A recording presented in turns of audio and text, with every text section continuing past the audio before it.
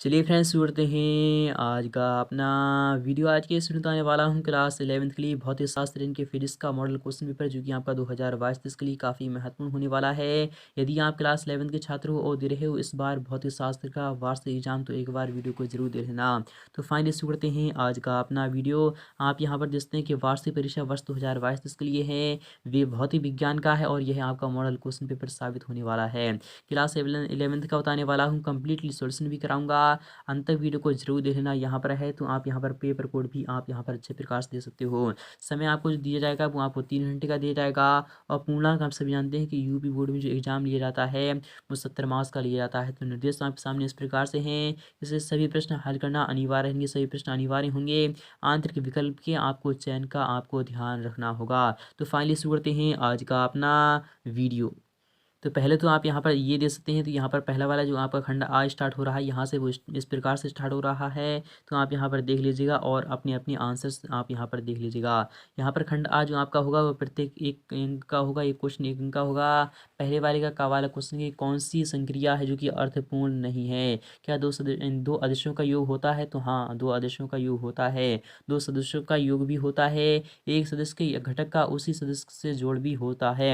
एक अदिश व एक सदिश का जोड़ होता है क्या? नहीं, तो एक सदिश और एक अदिश का कभी भी जोड़ नहीं होता है। विकल्प आपका फोर्थ वाला सही हो जाएगा, यानी कि यह क्या हो जाएगा, बिल्कुल ही सत्य हो जाएगा, अर्थात आपका विकल्प आपका फोर्थ वाला सही हो जाएगा। यहाँ पर है कि गुलेल का आविष्कार किया था मिलिकन ने, मूलर ने, पास्कल ने या फिर आर्किमिडीज ने? तो हम जानते हैं कि गुलेल का जो आविष्कार किया था वो आर्किमिडीज ने किया था। किसने किया था? तो आर्किमिडीज ने किया था। तो आपका फोर्थ वाला ऑप्शन बिल्कुल ही सही हो जाएगा। इसी प्रकार से गा वाला जो क्वेश्चन है वो इस प्रकार से रखा गया है, पिंडों की गति के संबंध न्यूटन ने किस भौतिक राशि किससे संबंधित नियम प्रस्तुत किए हैं? काफ़ी इंपॉर्टेंट क्वेश्चन है और यह काफ़ी इजी है, तो आप सभी जानते हैं न्यूटन ने बल संबंधी क्या नियम दिए हैं? तो आपका विकल्प सेकंड वाला आ जाएगा। गहवाले की बात करें, किसी धातु का जो आयतन होता है, जो आयतन प्रसार गुणांक होता है उसके रेखीय प्रसार गुणांक का क्या होता है? 3 गुना होता है। कितना होता है? तो 3 गुना होता है। विकल्प आपका थर्ड वाला आ जाएगा। इसी प्रकार से बात करें यहाँ पर अड़ा वाले क्वेश्चन की, यहाँ पे क्या है, लागत और प्रबलता दोनों दृष्टि से पार्श्व से देखने पर कौन सा बीम सही है? तो लागत और प्रबलता की बात हो रही है यहाँ पर, तो कौन सा बीम सही है, इनके कौन सा जो आपका है, तो आपको कौन सी बीम सही हो जाएगी? तो आपको कमेंट सेक्शन में इसमें बताना होगा। यहाँ पर चावला जो क्वेश्चन है वो इस प्रकार से रखा गया है। यहाँ पर है, यहाँ पर क्या करा है कि विशिष्ट ऊष्माओं सीपी व सीवी का कौन सा युग्म गलत है? तो यहाँ पर तो सभी युग्म बिल्कुल सही दिखाई दे रहे हैं, क्योंकि सीपी ऑलवेज सीवी से क्या होता है, बड़ा होता है। तो आप यहाँ पर देखते हैं कि सभी युग्म सही हैं, तो फिलहाल कि इसमें कोई कोई सा भी युग्म गलत नहीं है। इसी प्रकार से बात करें खंड खा की, वो इस प्रकार से है। यहाँ पर क्या है, प्रत्येक प्रश्न आपका एक अंक का रहने वाला है।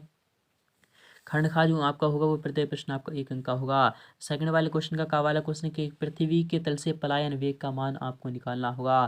तो पृथ्वी का जो तल होता है उसके पलायन वेग जो होता है वो इस प्रकार से हम जो निकालते हैं, तो पलायन वेग का मान आपको निकालना होगा। तो पलायन वेग का इनके हम किस प्रकार से निकालते हैं, तो यू साइन थीटा और यहाँ पर यू कॉस थीटा जो होता है उसी प्रकार से हम निकालते हैं। तो आपको पता होगा खुली पाइप में मूल यानी मूल स्वर्ग के समय यानी अप्रगामी तरंग तरंग में निष्पन्न और यहाँ पर क्या है, प्रस्पंद का की सही स्थिति का आपको चित्र द्वारा दर्शाना है। यह क्वेश्चन पेपर आपको बताना है। तो नेक्स्ट पार्ट में इन सभी का आंसर मैं आपको प्रोवाइड कराऊंगा। फिलहाल क्या भी क्वेश्चन पेपर देख लीजिएगा, इन सभी का आंसर भी मैं आपको बहुत जल्द प्रोवाइड कराने वाला हूँ। इसी प्रकार से गा वाला जो क्वेश्चन है वो इस प्रकार से रखा गया है। यहाँ पे कह रहा है सेल्सियस ताप और फ़ारेनहाइट ताप के बीच आपको संबंध बताना है। किसी मनुष्य का हृदय 1 मिनट में 75 बार धड़क रहा है, इसकी आवृत्ति कितनी है आपको बताना है। सदिश आई कैप इंटू जे कैप का मापांक आपको निकालना है। तो मापांक जो हो जाएगा वो कितना हो जाएगा, तो आई कैप इनके रूट में आप पाएंगे 1+1, रूट में 1+1 अर्थात √2 हो जाएगा। इसका जो मापांक हो जाएगा वो √2 हो जाएगा। यहाँ पर चा वाला जो क्वेश्चन है कि कम विसरण के लिए प्रतिबल और विकृति परस्पर अनुक्रमा अनुपाती होती है, यह कथन ठोसों के किस भौतिक गुण से संबंधित है आपको बताना है। खंड सा जो आपका है वो प्रत्येक प्रश्न आपका 2 अंक का होगा। गुरुत्वीय विभक्त से क्या समझते हैं आप, इसका मात्रक भी आपको लिखना होगा। तो इसका मात्रक जो होता है, तो गुरुत्वीय विभव जो होता है उसका आपको बताना है, उसका मात्रक भी आपको बताना है। इसका जो मात्रक होता है वो तो वोल्ट ही होता है। यानी जो प्यास अनुपात होता है वो क्या होता है आपको बताना है। अथवा वाला क्वेश्चन समय संरक्षण का नियम आपको बताना है। निम्न प्रकरणों में से किसी ऊष्मागतिज निकाय की दो दी गई ऊष्मा ऊष्मा किसी रूप में व्यय होती है, आपको चक्रीय परिक्रम बताना है, समायतनिक परिक्रम बताना है, अनुदैर्ध्य और अनुप्रस्थ तरंगों की आपको यानी कि में क्या अंतर है आपको बताना है। तो खंडता जो आपका है वो प्रत्येक प्रश्न 3 अंक का होगा। मात्रक आपको परिवर्तित करना है। 9.8 मीटर प्रति सेकंड स्क्वायर को सेंटीमीटर प्रति सेकंड स्क्वायर में आपको बदलना है। 1 ग्राम प्रति घन सेंटीमीटर क्यूब है तो को यानी किलोग्राम पर मीटर क्यूब में आपको बताना है। प्रतिबल किसे कहते हैं, यह एक सदिश राशि होती है, क्यों नहीं है स्पष्ट आपको करना होगा। प्रतिबल या फिर विकृति, तो आप यहाँ पर उसमें दोनों को संबंध भी आपको बताना होगा।